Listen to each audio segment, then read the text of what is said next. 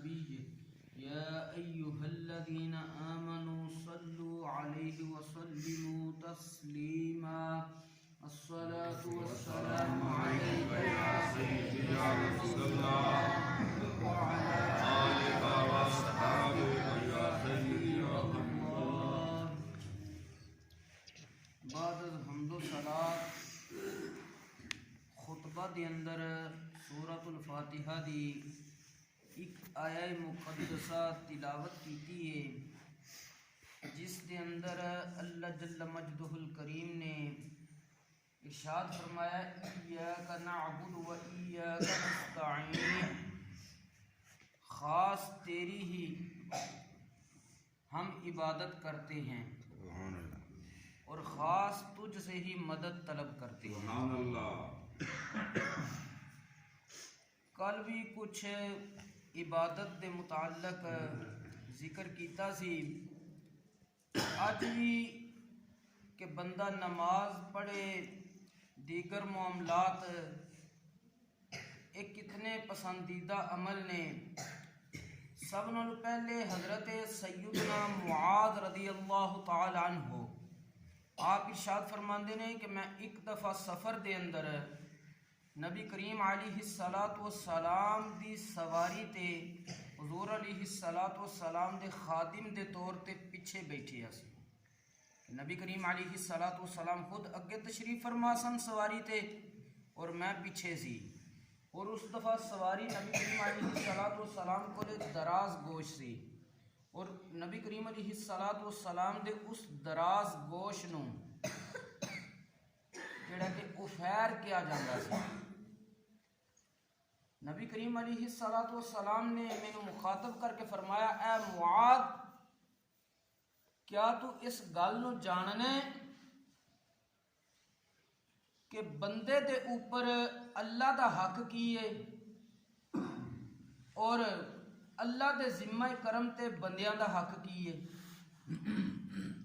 حضرت سیدنا معاذ رضی اللہ تعالیٰ عنہ عرض کردے نے میں نبی کریم علیہ الصلاۃ والسلام نو عرض کیتی اللہ و رسولہ عالم، اللہ اور اس دا رسول سب نال بہتر جان دے نے. نبی کریم علیہ الصلاۃ والسلام نے ارشاد فرمایا ان حق اللہ علی العباد، بندیاں دے اوپر اللہ دا حق اے وے کہ بندے ان یعبد اللہ، اللہ دی عبادت کرن، ولا یشرکو بہ شیئا، اللہ دے نال کسے نو شریک نہ ٹھہران. اے بندیاں دے اوپر رب تبارک و تعالی دا حق ہے.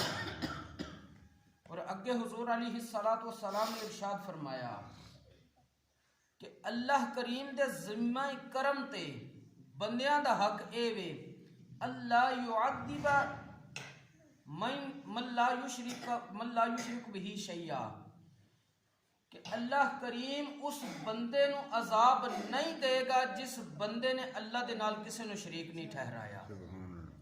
پتہ کی چلیا کہ اسی بندیاں خدا دے، ساڈے تے رب نے کچھ حق رکھے ہیں.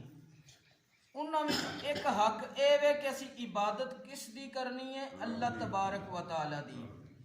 اللہ تبارک و تعالی دے نال اسی کسے نو شریک نہیں ٹھہرانا تے پھر اسی اے حق پورا کرن دی کوشش کیتی ہے. اور اللہ کریم پھر اپنے ذمہ کرم اور رحمت دی بنیاد تے جڑا بندہ اس نال شریک نہیں ٹھہرائے گا اس بندے نو عذاب نہیں دے گا.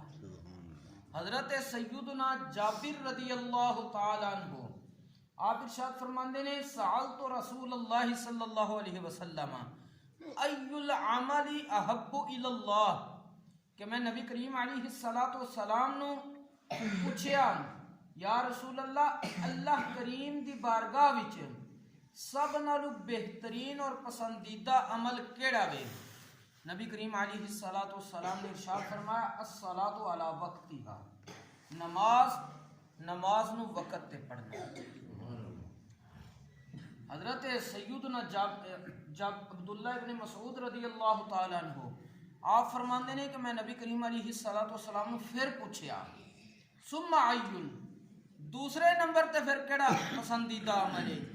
نبی کریم علیہ الصلوۃ والسلام نے فرمایا بر الوالدین، ماں پیو دے نال چنگا سلوک کرنا۔ چنگے سلوک وچ کی ہے؟ انہاں نوں جڑیاں جڑیاں چیزاں دی ضرورت ہے تسی لے کے دو، انہاں دا ادب و احترام کرو، انہاں دے نال لب و لہجہ انتہائی نرم رکھو، کوئی ایسا لب و لہجہ حرکات و سکنات نہیں کرنیاں جس دی وجہ تی ماں پیو دی دل آزاری ہوئے، انہاں نوں تکلیف ہوئے، انہاں دا دل رنجیدہ ہو جاوے۔ حضرت سیدنا عبداللہ ابن مسعود فرماندے نے میں پھر پوچھیا یا رسول اللہ صلی اللہ علیہ وسلم پھر اللہ دی بارگاہ وچ کیڑا پسندیدہ عمل ہے؟ نبی کریم علیہ الصلوۃ والسلام نے ارشاد فرمایا الجہاد فی سبیل اللہ، کہ جہاد فی سبیل اللہ اللہ دی بارگاہ وچ پسندیدہ عمل ہے۔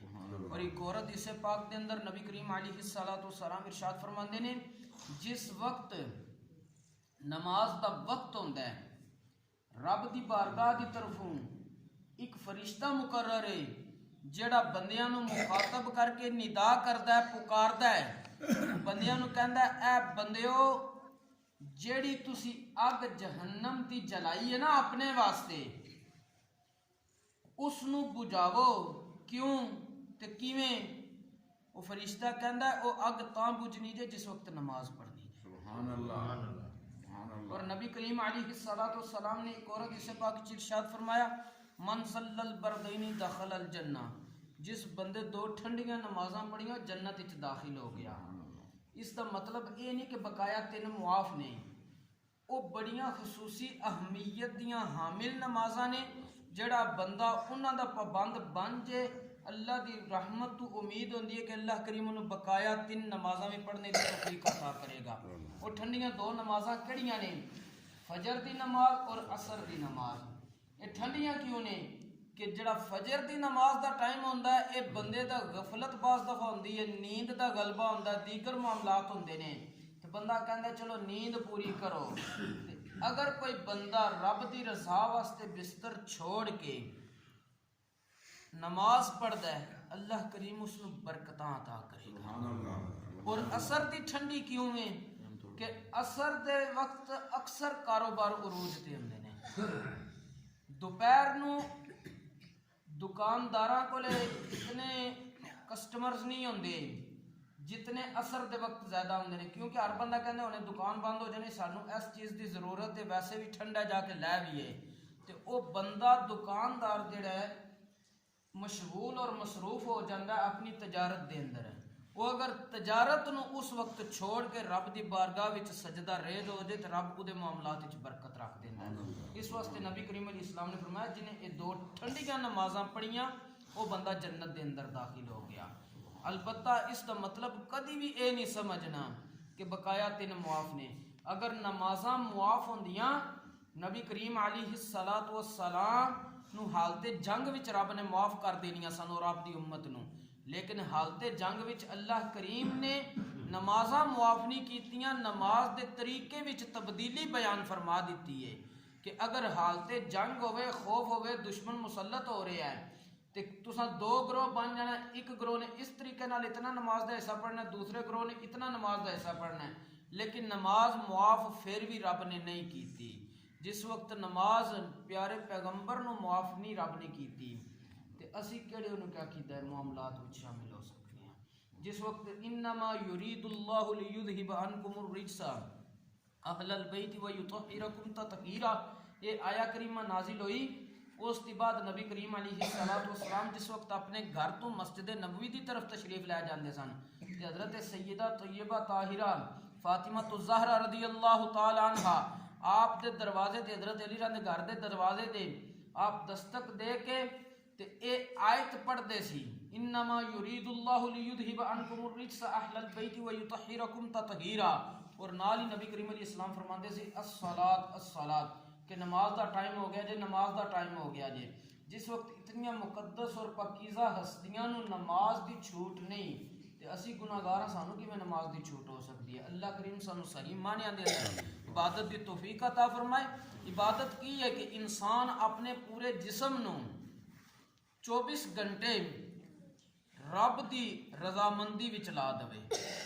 انشاءاللہ اگلا درس ہوئے گا اکھ دی عبادت کی ہے، کناں دی عبادت کی ہے، زبان دی عبادت کی ہے، ہاتھاں دی عبادت کی ہے، پیراں دی عبادت کی ہے، یعنی جڑے انسانی اعضاء نے عقل دی عبادت کی ہے۔ انشاءاللہ العزیز اگلے درس وچ او ذکر کیتا جائے گا تاکہ اسی اپنے جسمانی اعضاء نو اسے طریقے نال استعمال کر کے اللہ کریم دی بارگاہ وچ سرخرو اور کامیاب ہو جائیے۔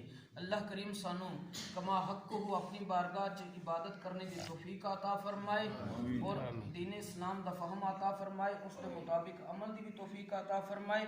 وما توفیقی الا باللہ۔ الصلاۃ والسلام علیکم۔